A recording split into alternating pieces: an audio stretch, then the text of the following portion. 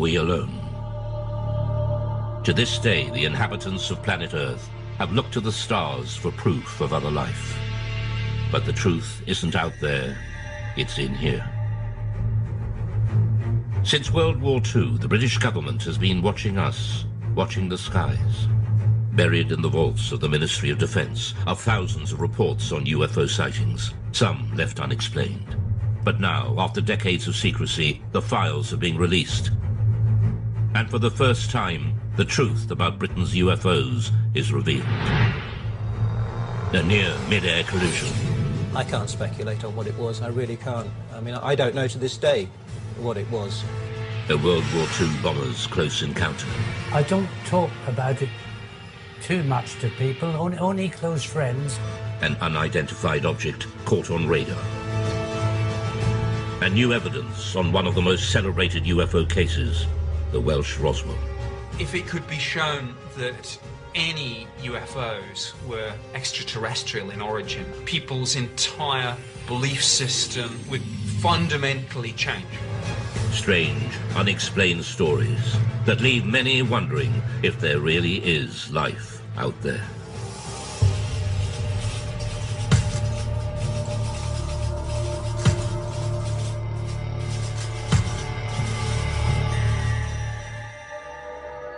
What are three popular word searches on the internet? Perhaps the first two are no surprise. UFOs have an incredible hold on the popular imagination, but few myths have involved government investigations, surveillance, and cover-ups. UFOs have. One person who knows just how seriously UFO sightings have been taken by the British authorities is ex-MOD operative Nick Pope. From 1952 onwards, it was decided that there really needed to be a small unit set up permanently to research and investigate the UFO phenomenon. And really from the 50s right up until 2009, the Ministry of Defence did have a small project looking at the UFO mystery. Pope and the UFO desk in the 90s, helping add to the thousands of files the ministry had gathered for decades. Subject making his way. Now that they're being released from the vaults, key UFO eyewitnesses give their side of the stories. And UFO experts, skeptics and believers interrogate just what the MOD was keeping secret. Dr. David Clarke is the journalist who helped first persuade the MOD to release the files. If you look in the files, there are thousands of unusual things peeping in the sky from right across the British Isles. There's absolutely no doubt that people see things in the sky that they can't identify. They always have done.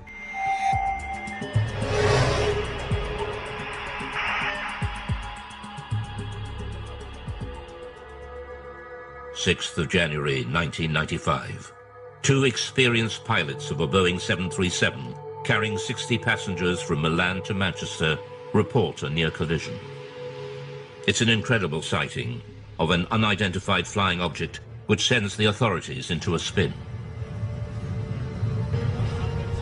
In the defence files, there are quite a number of incidents involving near misses between civil aircraft and unidentified flying objects. The most impressive of all was a report that was made by the crew of a British Airways 737. Speedbird 5061, overhead pylons 9 miles. They were just about to enter this cloud bank, quite a clear sky, good sort of vision. Suddenly the first officer said he saw this object coming towards him like an illuminated Christmas tree.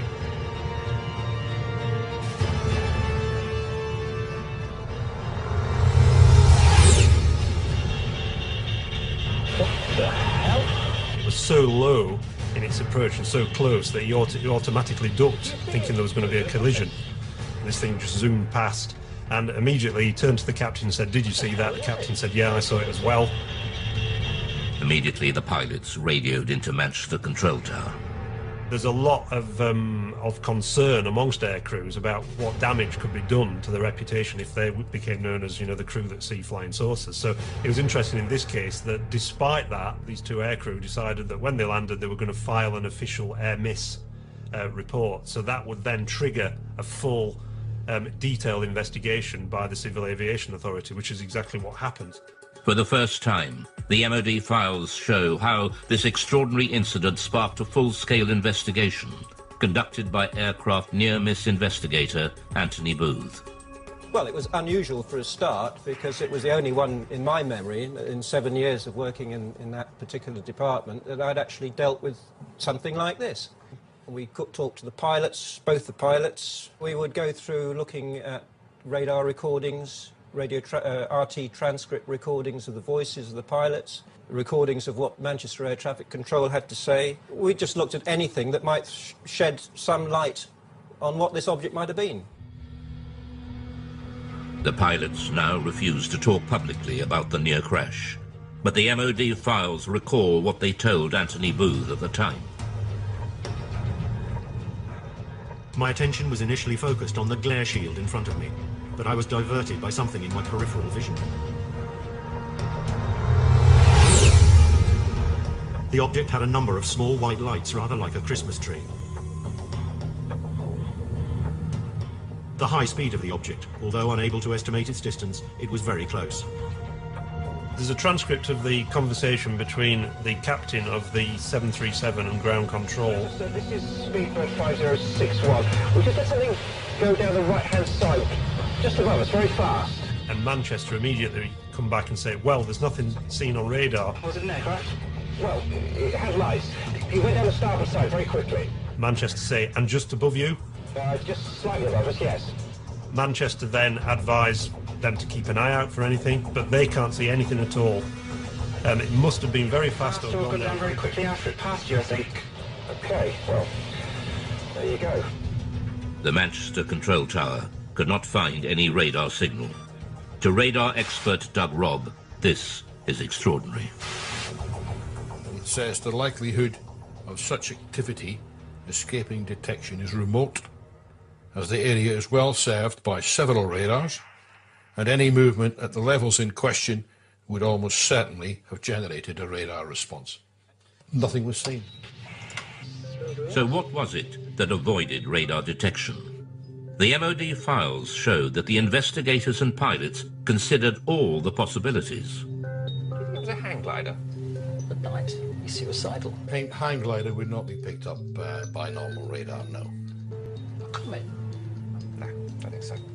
A meteor could be detected on re-entry if the radar was looking exactly in the right direction as that piece of debris went past at some speed. Military? Maybe, but I didn't recognise it. But we're near a major airport. It would have showed up on the radar response. Spy plane? I don't think so. Didn't look like a stealth. Stealth aircraft would not be picked up by normal radars. If a spy plane is being kept secret, it's not going to be flying where people can see it. And certainly nowhere near airliners. UFO? That'd be daft. I don't know. These pilots are not lying. They did have an unusual experience, which to them remains baffling. The files show the investigation seriously analysed the possibility of military activity, but they found no evidence from any official source. It seems most unlikely that such a flight would have been conducted so close to a busy international airport. So what was it? We revealed the conclusion, locked away in the MOD vaults since 1995, reached by Anthony Booth's investigation. Most of the incidents that we looked at, we could arrive at some conclusion, definite conclusion, but in this case, we couldn't really. We had to come up with an assessment of cause and risk. Both the risk and the cause were unaccessible. Degree of risk, unaccessible. Cause, unaccessible. Really, that statement is really, really unusual to find that in an official air miss report, and it's basically saying we don't have a clue what was seen. Look, they'll say back at BA. I think they might rib us about this one. At the end of their the summary of the working group's discussions, it says that there is no doubt that these pilots both saw an object and that it was of sufficient significance to prompt an air miss report. Unfortunately, the nature and identity of this object remains unknown. To speculate about extraterrestrial activity, fascinating though it may be, is not within the group's remit and must be left to those whose interest lies in this field. To some ufologists like Nick Pope, the absence of any real conclusion leaves serious and unanswered questions. Now, to me, this was quite extraordinary. UFO does not mean alien spacecraft, but clearly, in some people's minds, whether it was the pilot and the first officer, or whether it was the investigators at the Civil Aviation Authority or the Ministry of Defence, clearly somebody was thinking, well, maybe, just maybe, this is something extraterrestrial. I can't speculate on what it was. I really can't. I mean, I don't know to this day what it was. All I know is that we can't assume we know everything in this day and age. There may be things that we don't know about. The Manchester near-miss investigation shows just how seriously unexplained sightings were taken by the MOD. But the UFO desk had been receiving reports from pilots for decades. The files reveal sightings during World War II, and in some cases these were considered so grave they were referred right to the top of government. The newly released UFO files confirm what many experts suspected. The British government was investigating unexplained sightings as far back as World War II. I don't talk about it too much to people, only close friends who experienced perhaps flying during the war.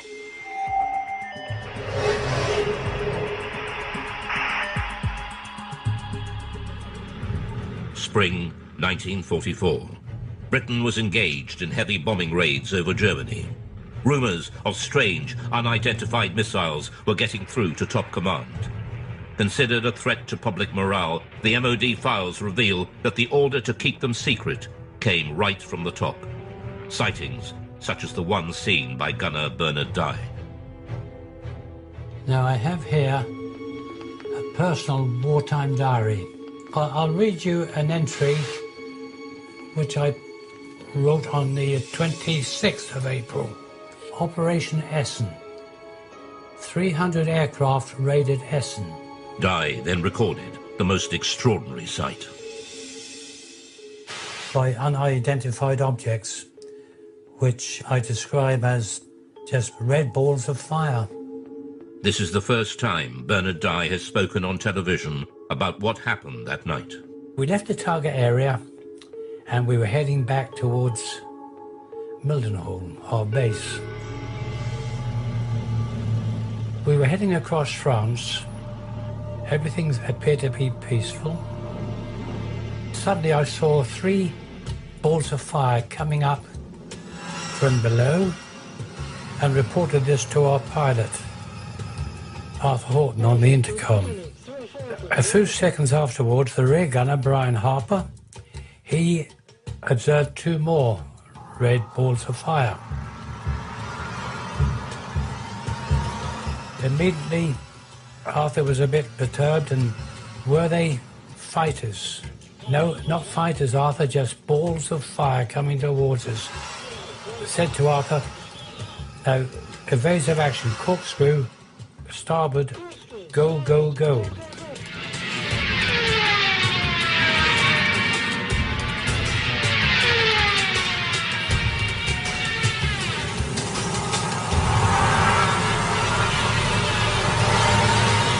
We travelled over 300 miles per hour.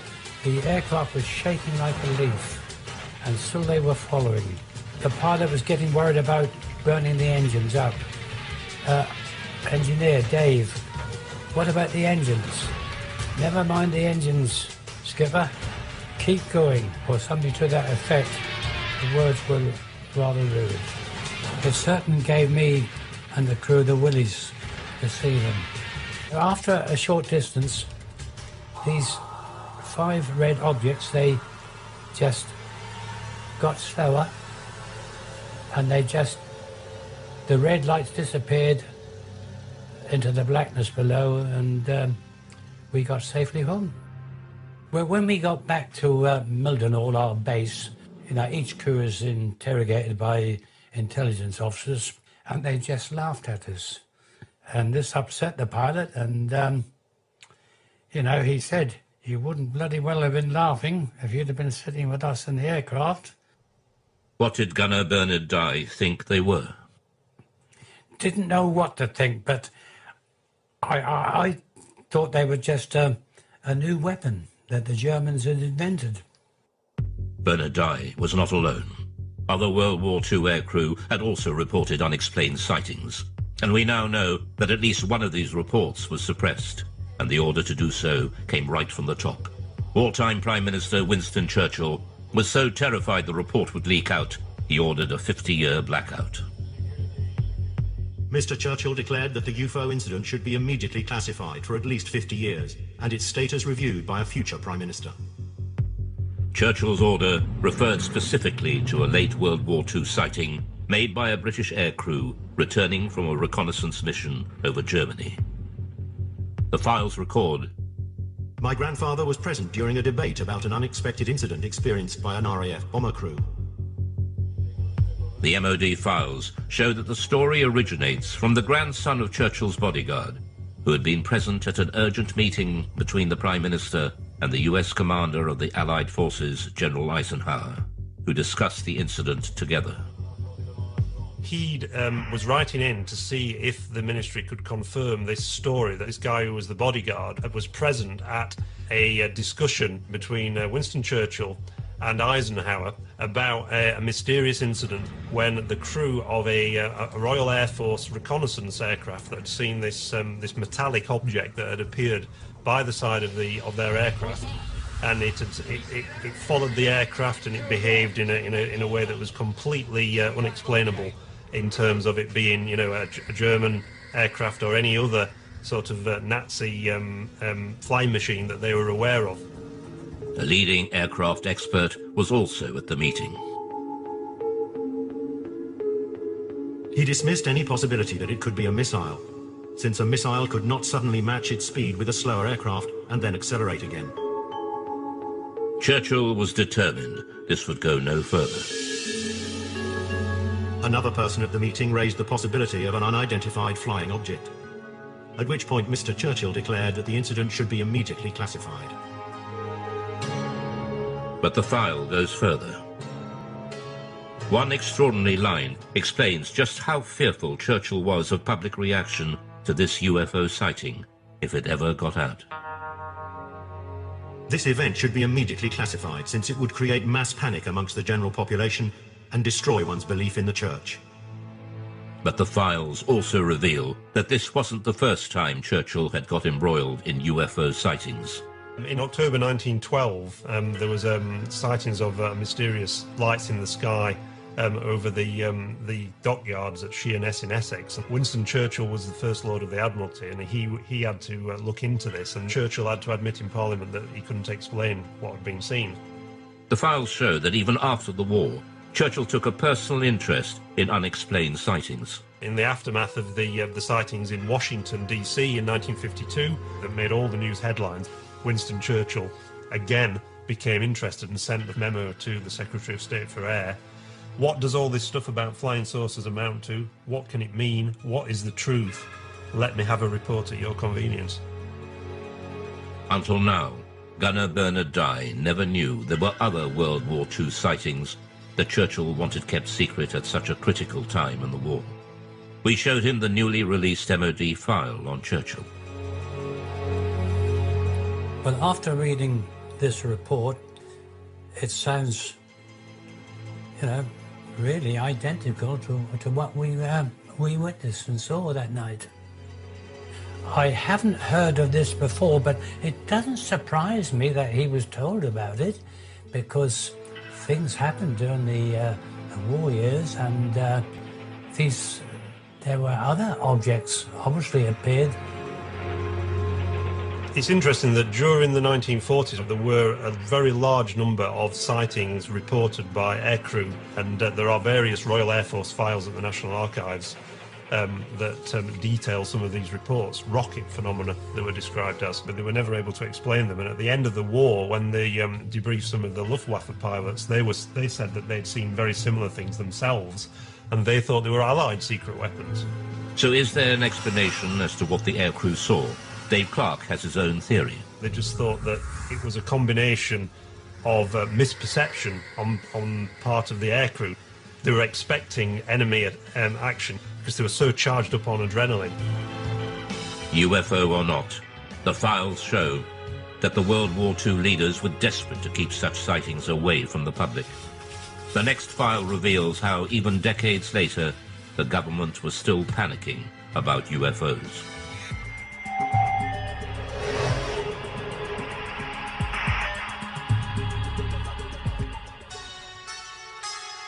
Many UFO experts believe that the Pitlochry file illustrates one of the most significant UFO conspiracies of recent times. It involves photographs of an unidentified object captured flying over a remote Scottish valley. The photos were sent to the MOD, but mysteriously went missing. Journalist Mark Pilkington has spent years trying to track down these UFO images. The Pitlochry photographs in the MOD files date back to the 4th of August 1990, when two witnesses on the A9 near Calvine, near Pitlochry, allegedly saw a large diamond-shaped craft hovering in the air for about 10 minutes and took 6 photographs of it. And the object that they claimed to have seen was accompanied by 2 aircraft, which the MOD later identified as Harriers. The photographer has never been identified. He sent the 6 photographs to the Scottish Daily Record newspaper. The paper never ran the story. Instead, they referred them to the MOD for investigation. The Ministry of Defence took their own copies of the photographs, which have since disappeared. They, according to the files, sent the original negatives back to the Scottish Daily Record, which inexplicably never ran a story on the subject and never published the photographs, and presumably returned them to the 2 men whose names have been removed from the file, so we can't ask the 2 men. So mystery piled upon mystery. All that remains in the files is a photocopy of the alleged photographs. Ufologists later mocked up this photo of what was seen. But Nick Pope dealt with the original photos and file when he worked behind the MOD desk. Both the Defence Intelligence Staff and the Joint Air Reconnaissance Intelligence Centre analysed this very carefully, and the consensus was clear on this. This was a real object. It was maybe 25, 30 metres in diameter. I sat down with my opposite number from the Defence Intelligence Staff at a briefing about UFOs. We discussed this photograph extensively. This was something that was of defence interest because clearly it could do something that we couldn't, and we wanted that technology. The MOD was determined to play down the incident. There's an interesting briefing by the Ministry of Defence press office on defensive lines to take if these photographs made it into the newspapers, and they were asked questions about this. And there's a list that basically says that we have looked at the photographs and no definitive conclusions have been reached regarding the large diamond-shaped object. And if they were pressed by the media, they were told to say all sighting reports received by the Ministry are referred to the staff in the departments which are responsible for the air defence of the UK. During his time with the Ministry, Pope had a blown-up copy of the photograph on his office wall until it was personally taken down by his superior. One suggestion was that this was a secret prototype American spy plane. My head of division convinced himself that this probably was some secret aircraft or drone, and he ordered that this be removed.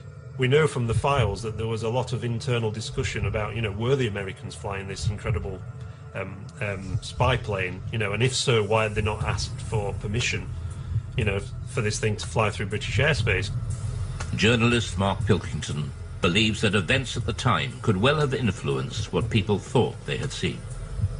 This was just 2 days after the first Gulf War had broken out, and there were certainly great deployments of aircraft towards the Middle East, and the UK was a kind of sort of stop-off point and a sort of launch pad for a lot of those aircraft. The MOD were clearly worried about public reaction, just as Churchill had been 4 decades earlier. So was there a cover-up by the MOD over the mysterious Pitlochry photographs? There's a possibility that the Ministry of Defence destroyed these images, possibly because they thought that they were some American spy plane that they'd rather we didn't know about, or maybe if this thing genuinely remained unexplained, because we simply didn't want the embarrassment of saying that there might be things in our airspace with speeds and manoeuvres that exceed everything that we've got, and yet which remain unexplained. However, all we're basing this on, we should make clear, is a very grainy, fuzzy black and white image that, for all I know, could have been drawn by a child with crayons.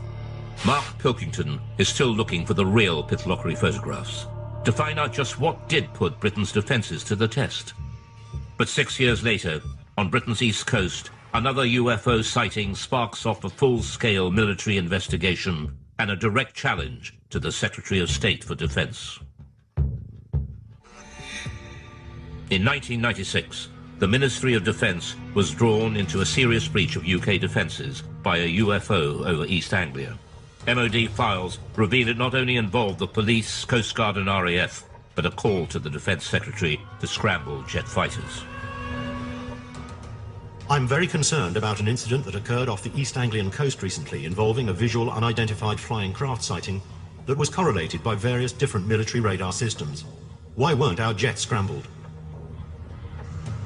It was one of the biggest UFO scares ever. And it all started one quiet October night on the East Coast.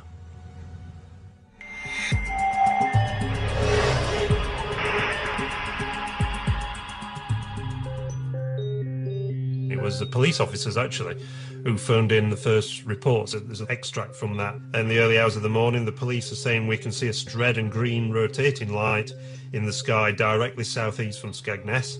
It looks to be high in the sky directly over the Wash. The patrol officers reported the sighting to the station sergeant. I immediately phoned it through to the Skegness control room, who relayed it onto Great Yarmouth Coast Guard Maritime Rescue, suspecting it might be an incident over the sea. We had a report at about 3:15 local time from Skegness Police, and they could actually see this light in a southeasterly direction. We were uncertain of what it was at the time, and we immediately made a report to the local air defence radars to see if they could see anything. The call went through to RAF Neatishead, the most important air defence centre in southern England. Clancy radar has a contact bearing at 221 degrees at... They noticed that on one of the radars, a blip that they couldn't identify, that wasn't an aircraft. Could the mysterious radar blip and the strange lights seen by the police be the same thing? Panic calls from the public started to come in. No, I don't think they're invading. A call was put out to shipping to keep a lookout for unidentified lights. Then a tanker came back. MV Conocast to Yarmouth, we're seeing a group of lights above the Wash. The vessel at sea was the Connor Coast, and she was in much this sort of area. At 3:50 a.m., Patrol Officer P.C. Leyland rushed onto the police station roof to video the strange lights and managed to capture 5 minutes of footage, now showing a single stationary white light. News of the sighting spread quickly through the UFO grapevine. The transcript of the conversation between the Coast Guard and the police and the trawler crew was leaked to the local news, and it suddenly became this huge UFO incident that got to the attention of the local MP. The sighting gathered such momentum, even local Labour MP Martin Redmond got embroiled and started asking difficult questions.